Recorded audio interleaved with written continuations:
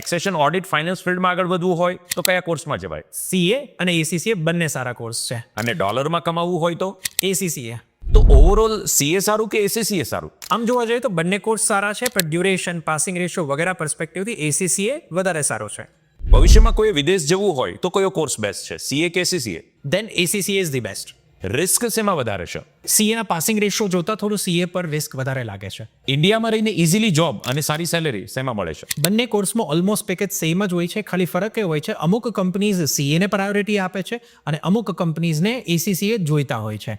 સો બંને લોકોને માટે કંપનીઝ અલગ અલગ છે, પણ પેકેજ સેમ રહેશે. સીએ અને એસીસીએ વચ્ચેનો એક મોટો ડિફરન્સ? સૌથી મોટો ડિફરન્સ એ છે કે સીએમાં એક સાથે મલ્ટિપલ સબ્જેક્ટ ભણવાના અને એમની એક્ઝામ આપવાની.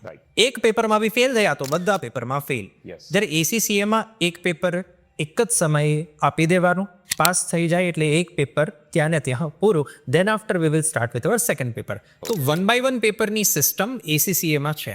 એસીસીએની વાત આવે તો લોકો કરિયર કંપાસની જ પસંદગી શા માટે કરે છે? Because Career Compass is there for ACCA since last 10 years. અમારી ટીમમાં ઓલરેડી 6 થી 7 એસીસીએ ક્વોલિફાઈડ ટીચર્સ અને મેન્ટર્સ છે. ACCA qualified. And then third most important thing કે લોકો ભણાવીને પતાવી દે છે, જ્યારે અમારો પર્પઝ એ છે કે ભણાવીને જ અમારી ગેમ ચાલુ થાય છે, સ્ટુડન્ટ્સને મેન્ટરિંગ આપવાની. જો તમારે પણ વધારે 1-to-1 માહિતી લેવી હોય તો સરની 4 બ્રાન્ચ છે, તમે કોઈ પણ બ્રાન્ચનો સંપર્ક કરી શકો છો. વધુ માહિતી માટે આ રહ્યો નંબર, અત્યારે જ કોલ કરી આપની એપોઇન્ટમેન્ટ બુક કરી શકો છો. પણ આ વાત પર વિચાર જરૂર કરજો.